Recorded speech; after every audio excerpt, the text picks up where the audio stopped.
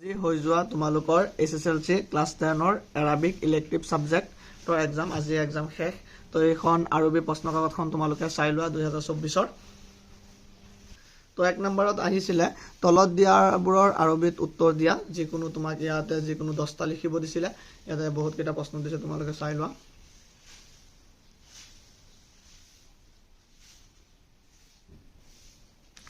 যথেষ্ট পৰিমাণে অৰ দিছে। তো ইয়াত প্ৰায় তোমালোকৰ 17টা প্ৰশ্ন দিছে। ইয়াত 10টা যিকোনো লিখিব লাগে। 2 নম্বৰত তোমালোকক কৈছে তলৰ যিকোনো দুচোৱা তোমাৰ মাতৃভাষা নাইবা ইংৰাজীত অনুবাদ কৰা। মানে ইয়াতে তোমালোকৰ আৰবীত। তো ইয়াতে দুটা হাদিছ দিছে। এই হাদিছ দুটা তোমালোকৰ অসমীয়াত মানে লিখিব লাগে। ইয়াত অৰ্থটো কি হয়। তো ইয়াতো তোমালোকৰ 3টা দিয়া আছিলে, যিকোনো দুটাহে লিখিব দিছিলে। ইয়াৰ আগত তোমালোকে চাব পাৰা। 3 নম্বৰ কুৱেশ্যনটো কৈছে বন্ধনীৰ ভিতৰত থকা উপযুক্ত অব্যয়ৰ দ্বাৰা খালী ঠাই পূৰ কৰা। মানে তোমালোকৰ ইয়াত 3টা অপশ্যন দিয়া আছে, যেনেকৈ প্ৰিপজিশ্যন আমাৰ দিয়া থাকে। তো তেনেকুৱাকৈ 3টা হেৰি দিয়া আছে। ইংলিছত যেনেকুৱাকৈ প্ৰিপজিশ্যন থাকে, এইটো গ্ৰামাৰৰ নিচিনা হয়। ইয়াৰ শুদ্ধ উত্তৰটো মানে বহাব লাগে। তো মই এইকেইটা শুদ্ধ উত্তৰ তোমালোকক ইয়াত চিন দি দিছোঁ। এইটো তোমালোকৰ ফি হ'ব, এইটো ইল্লা হ'ব, এইটো তোমাৰ মিন হ'ব, এইটো মা হ'ব, এইটো ফি হ'ব। তো তোমালোকে এইকেইটা নিশ্চয় পাৰিছা। সহজ আছিলে প্ৰশ্নকাকতখন।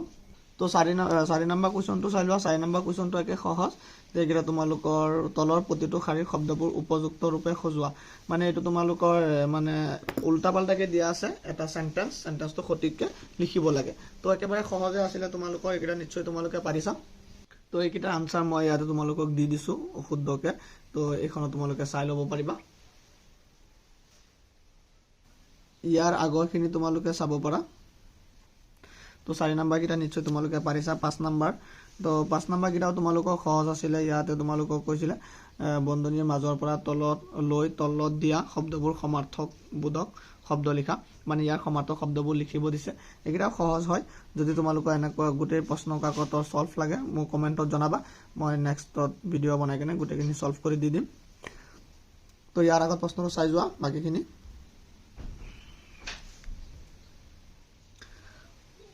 বাকীখিনি তোমালোকৰ এইটো প্ৰশ্ন আছিলে। ইয়াতে তোমাৰ যিকোনো 5টা প্ৰশ্ন উত্তৰ লিখিব দিছিলে। তো এনেকুৱাকৈ ঠিক অসমীয়া প্ৰশ্ন কাকত যেনেকুৱা হয় তেনেকুৱাই এইটো প্ৰশ্ন কাকত। আৰবীত উত্তৰ দিব লাগে এইকেইটা। তো 7 নম্বৰ প্ৰশ্নটো হৈছে তোমাৰ যিকোনো এচোৱা তোমাৰ মাতৃভাষাত বা ইংৰাজীত ব্যাখ্যা কৰা। যেনেকুৱাকৈ অসমীয়াত কবিতাৰ যিকোনো 2টা শাৰী উঠাই দিয়ে। যেনেকুৱাকৈ জিকিৰ জাৰিত আছিলে পানী মৰে পিয়াহত অগ্নি মৰে জাৰত, তেনেকুৱাকৈ। আৰু বৰগীততো এনেকুৱা আছিলে। তো সেনেকুৱা কবিতাৰ 2টা শাৰী ইয়াতে উঠাই দিছে, আলিফ আৰু বা দিছে।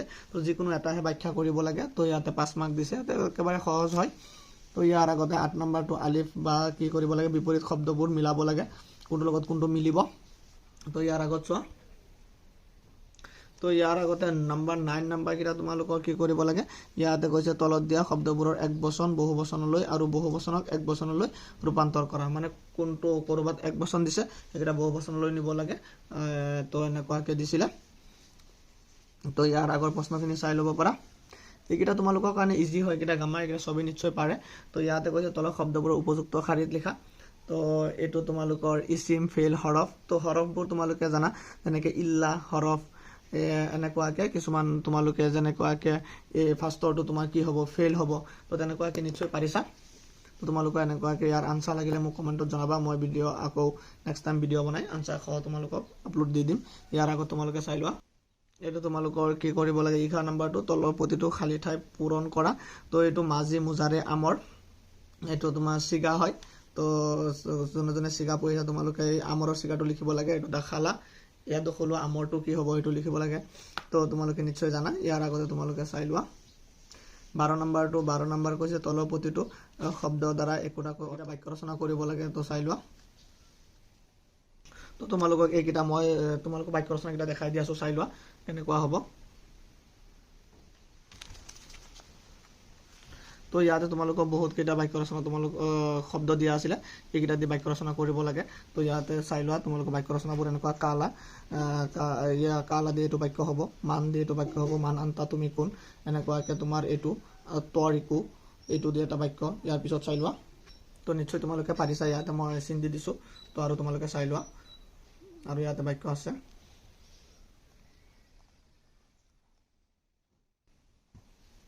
এইকেইটা তোমালোকৰ কাৰণে 2025 কাৰণে ইম্পৰ্টেণ্ট হয়। এই কুৱেশ্যন পেপাৰখিনি চাই লোৱা।